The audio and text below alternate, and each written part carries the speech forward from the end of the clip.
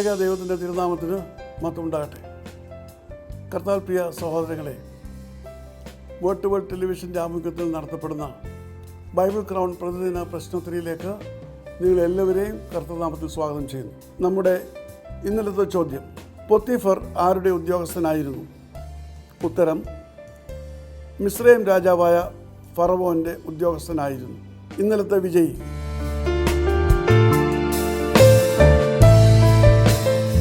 ഇന്നത്തെ ചോദ്യം, ഹിത്തിനായ ഊരിയാവിനെ വാൾ കൊണ്ട് കൊന്ന് അവൻ്റെ ഭാര്യയെ ദാവീദ് ഭാര്യയായി എടുത്തതുകൊണ്ട് ദൈവം ദാവീദിന് നൽകിയ ആദ്യത്തെ ശിക്ഷ എന്തായിരുന്നു? വലിയ ചോദ്യമാണ്.